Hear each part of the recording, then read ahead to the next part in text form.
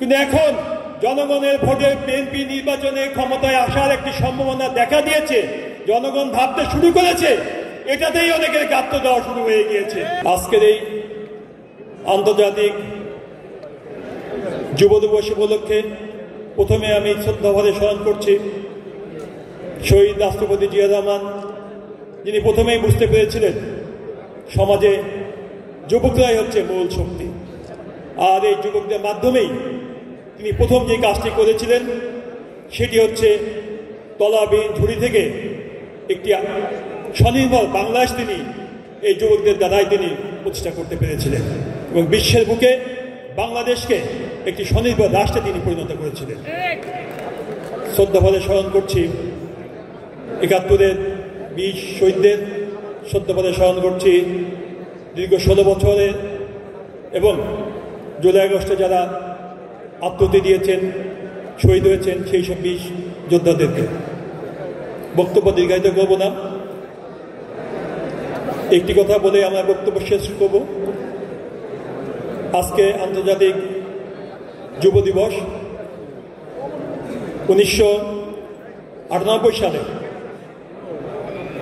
পর্তুগালের লিসবন শহরে প্রথম জাতিসংঘের তত্ত্বাবধানে এই প্রস্তাবটা পাশ হয় এবং ১৯৯৯ সালে জাতিসংঘে আজকে দিবসটি অনুমোদন পায় এবং ২০০০ সাল থেকে এটি কার্যকারিতা শুরু হয়। সংগ্রামী ভাইয়েরা, বাংলাদেশের জনসংখ্যা ১/৩ বিশেষ করে ১৫ থেকে ৩৪ বছর পর্যন্ত আমাদের এই সময়টাকে আমরা যুবক তরুণ হিসেবে আমরা বিবেচনা করে থাকি। সেই হিসাবে প্রতি বছর বাংলাদেশের প্রায় ২০ লাখ তরুণ এই কর্মসংস্থানের লক্ষ্যে তারা কর্মকাণ্ড শুরু করেন, কিন্তু বিগত সরকারের আমলে পরিকল্পনাহীন একটি কর্মকাণ্ডের মাধ্যমে আমাদের এই যুব সমাজকে একটি অকার্যকর শক্তিতে পরিণত করা হয়েছে। আমরা বলতে চাই, আমাদের প্রাণপ্রিয় নেতা তিনি আজ থেকে ২ বছর আগেই ৩১ দফার মাধ্যমে, যার মধ্যে যুবকদের নিয়ে যেসব কর্মকাণ্ড আছেন, পরিকল্পনা আছেন, ইতিমধ্যেই আমাদের বিভিন্ন বিশেষজ্ঞবৃন্দ তারা বলেছেন সেই প্রতিষ্ঠা বা বাস্তবায়নের মাধ্যমেই ইনশাল্লাহ আমরা আগামী দিনে দেশনায়ক তারেক রহমানের নেতৃত্বেই একটি দক্ষ যুব শক্তি আমরা গড়ে তুলতে সক্ষম হব ইনশাল্লাহ।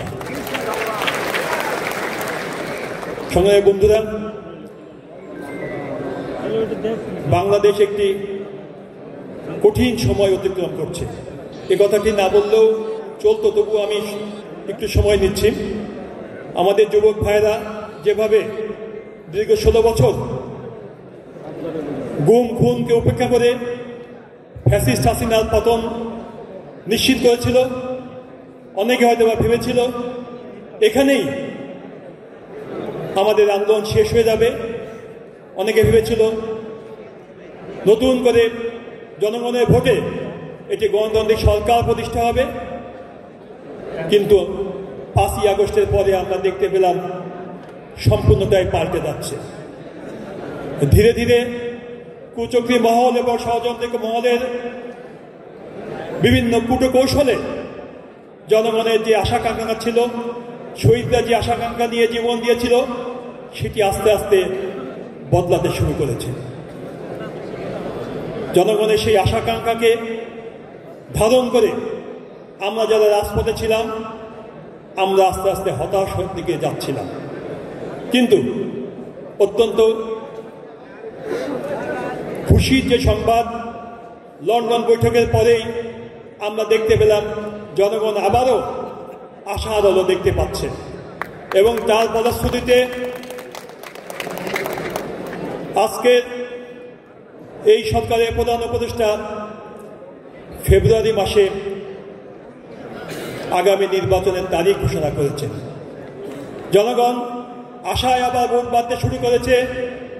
তাদের সেই ভোট ফিরে পাবে, তাদের পছন্দ সরকার গঠিত হবে, যে সরকার যুবকদের কর্মসংস্থানের সৃষ্টি করবে, যে সরকার বিনিয়োগের মাধ্যমে নতুন নতুন কর্মসংস্থানের মাধ্যমে হতাশাগ্রস্ত যুবকদেরকে কর্মসংস্থানে ফিরিয়ে আনবে, দেশ আবার নতুন করে উজ্জীবিত হয়ে উঠবে। এটাই ছিল আশা। এই আশাই সবাই আমরা দেখছিলাম এবং এটাই আমরা চাচ্ছিলাম। কিন্তু একটি কুচক্রী মহল এবং একটি ষড়যন্ত্রকারী মহল এবং কয়েকটি দল যারা এমন সব কর্মকাণ্ড শুরু করেছে, তাদেরকে দেখলে মনে হয় ফ্যাসিস্ট হাসিনার যেসব কর্মকাণ্ড তার সাথে মিলে যায়। ফ্যাসিস্ট হাসিনা নির্বাচন ভয় পেতেন, ফ্যাসিস্ট হাসিনা ভোট দিতে চেতেন না, নির্বাচন চাইতেন না। আমাদের কয়েকটি রাজনৈতিক দলকে আমরা দেখতে পাচ্ছি ইদানিং তারাও নির্বাচন চান না, নির্বাচনকে তারা ভয় পায়, জনগণের রায়কে তারা সহ্য করতে পারেন না। একটি প্রশ্ন আমি রেখে আমার বক্তব্য শেষ করব। 5 তারিখের আগে, 5ই আগস্টের আগে যদি তত্ত্বাবধায়ক সরকার ব্যবস্থা বহাল থাকতো, তাহলে কি এই সকল দলগুলো নির্বাচনে যেতেন না? অবশ্যই যেতেন।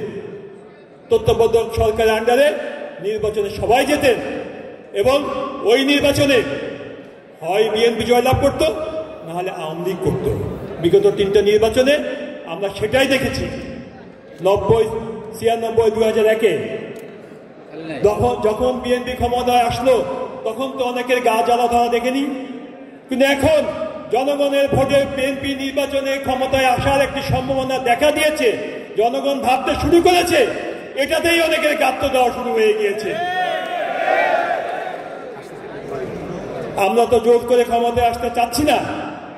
আমরা চাই জনগণ নির্ভয়ে নির্বিঘ্নে একটি স্বচ্ছ নির্বাচনের মাধ্যমে তার ভোট প্রয়োগ করুক।